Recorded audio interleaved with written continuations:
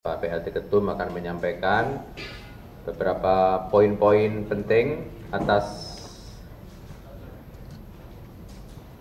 apa yang telah diputuskan oleh Mahkamah Konstitusi dalam tahapan putusan selah ya pada hari kemarin.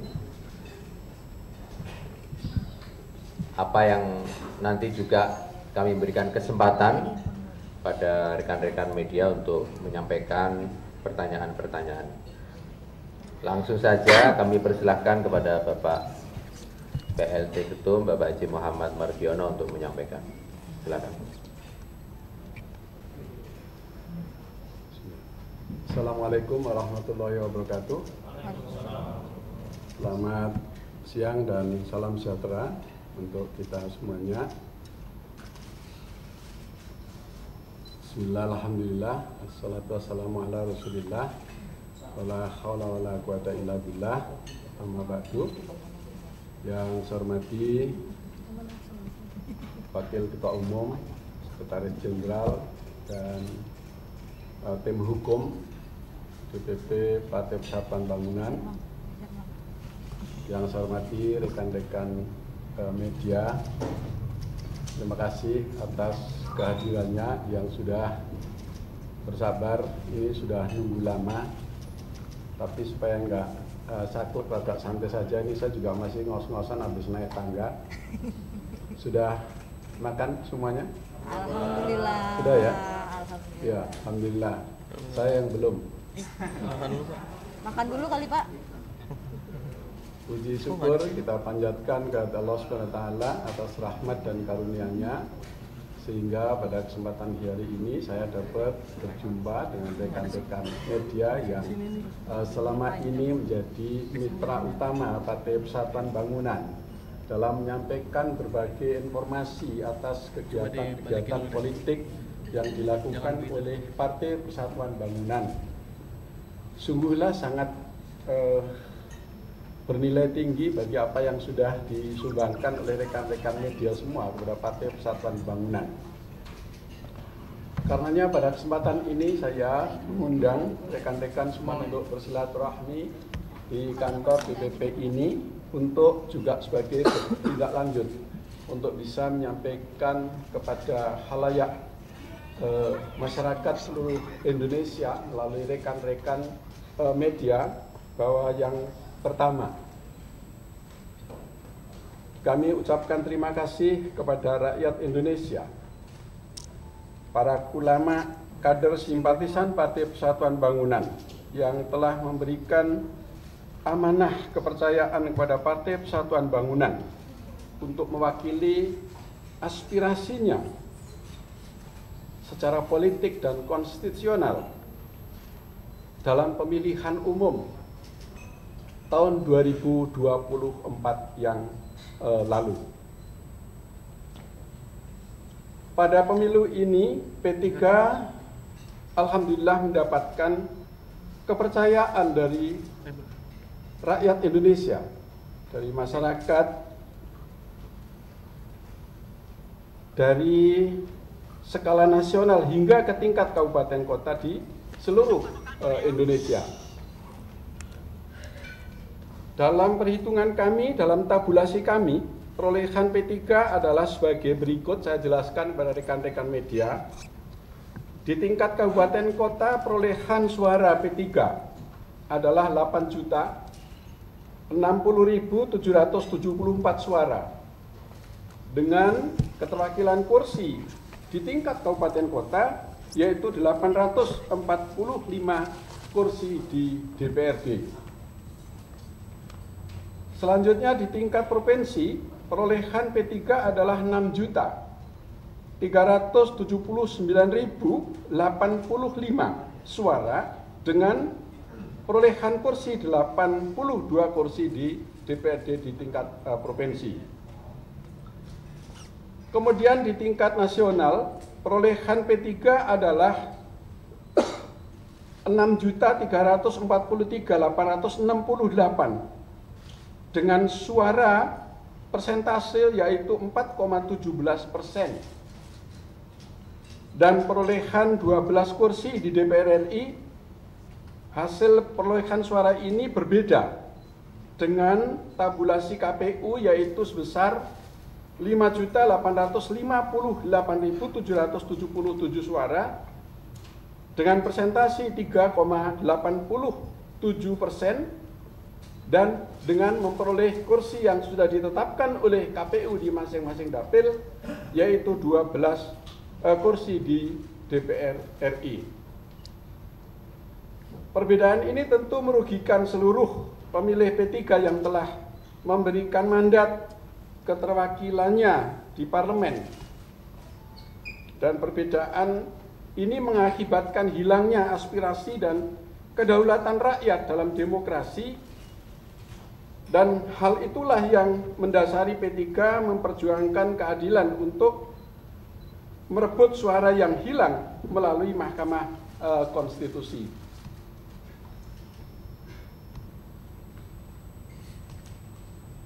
Sebagaimana rekan-rekan ketahui bahwa kemarin Mahkamah Konstitusi telah mengambil keputusan yaitu tidak melanjutkan pemeriksaan atas perkara-perkara yang diajukan oleh Partai Persatuan Bangunan dalam hal yang terkait dengan parliamentary threshold, di mana di atas saya sampaikan bahwa perolehan suara Partai Persatuan Bangunan menurut versi tabulasi kami adalah 6.343.868 dan menurut KPU adalah yang tadi saya sampaikan 5.858.777, maka kami berharap Mahkamah Konstitusi menjadi gerbang keadilan di dalam menjaga kedaulatan suara rakyat yang dititipkan kepada Partai Persatuan Bangunan. Namun, sekali lagi, tentu saya kecewa bahwa Mahkamah Konstitusi tidak melakukan pemeriksaan secara komprehensif sehingga bisa memberikan rasa keadilan terhadap rakyat yang telah mengamanatkan hak konstitusinya sebagai kedaulatan kepada Partai Persatuan Pembangunan. Kami prihatin, kami berkewajiban untuk menjaga dan memperjuangkan itu, karena ini adalah amanah yang patut untuk terus kami perjuangkan sampai ke titik akhir, karena ini adalah suara rakyat. Sebagai PLT Ketua Umum, saya akan mempertanggungjawabkan. Saya akan terus berjuang melalui jalur konstitusi, hukum, dan politik untuk memperjuangkan semua aspirasi masyarakat yang telah diberikan kepada P3, dan upaya ini juga kami lakukan karena kami tidak ingin masyarakat atau rakyat nanti menyalurkan aspirasinya di jalanan atau di luar konstitusi.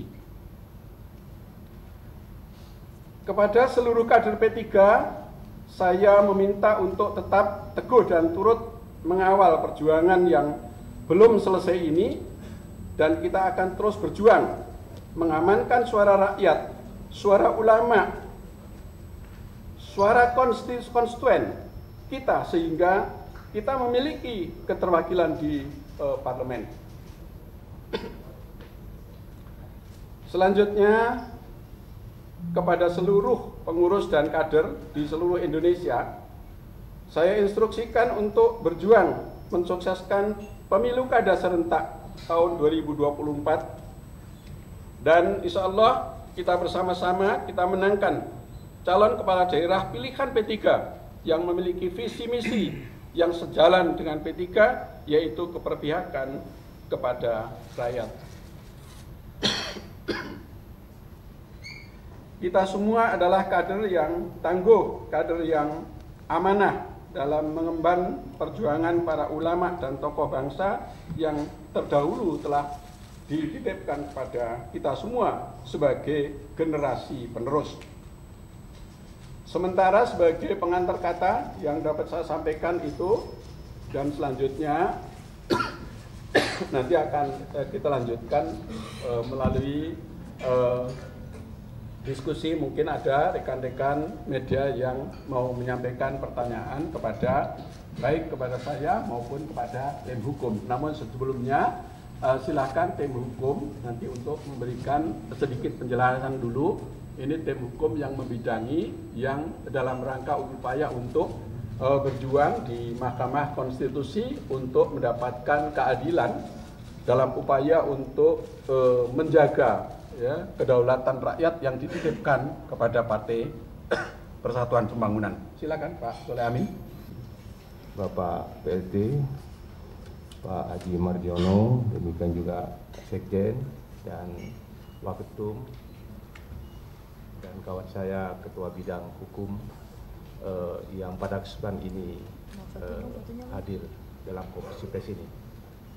Ada beberapa hal yang ingin saya sampaikan. Pertama, saya sebagai tim hukum sangat kecewa terkait dengan langkah-langkah atau putusan-putusan yang telah dikeluarkan oleh Mahkamah Konstitusi. Ini berbeda dengan Mahkamah Konstitusi sebelumnya, oleh di mana hukum acara sama, mekanismenya sama, tetapi langkah-langkah yang telah diputuskan berbeda. Maksudnya KPK yang sekarang ini, MK yang sekarang ini mengedepankan aspek positifistis dan legalistik dengan mengesampingkan aspek keadilan substantif. Jadi hal-hal yang berkaitan dengan angka dan prosedur yang dikedepankan tanpa melihat yang komprehensif substansi yang kami mohonkan. Dalam kaitannya dengan ini, khususnya Papua, kami ini mengajukan 3 opsi, 3 alternatif. Alternatif yang pertama, kita mengajukan mohon kepada MK demi keadilan agar perolehan 5.850.000 bisa dikonversi menjadi kursi. Karena satu kursi, satu orang saja harus dihargai di dalam negara demokrasi. Ternyata itu walaupun dirinya atau mahkamah mempunyai kewenangan, tetapi tidak dikabulkan permohonan itu. Yang kedua, kami mengajukan permohonan agar suara-suara yang diambil oleh partai yang lain agar dikembalikan dengan bukti-bukti yang kami ajukan. Bukti-bukti yang akan yang kami ajukan tentunya dikonfirmasi dalam bentuk suatu mekanisme yang disebut dengan acara pembuktian. Tetapi ini pun sudah dinyatakan tidak dapat diterima karena majelis atau mahkamah menganggap terjadi obscure libel terkait dengan permohonan itu. Yang ketiga, kami mengajukan permohonan agar di Papua Tengah dan Papua Pegunungan, khususnya Papua Tengah, karena jumlah pemilih dengan partisipasi politiknya dalam bentuk suara yang sah itu sama, bahkan ada yang lebih. Di seluruh Indonesia partisipasi politiknya itu kan tidak lebih dari 80%. Ini 100%. Polanya sama. Oleh karena itu kami mohon untuk mengajukan agar dilakukan PSU di wilayah itu. Kenapa? Karena kami punya basis di situ.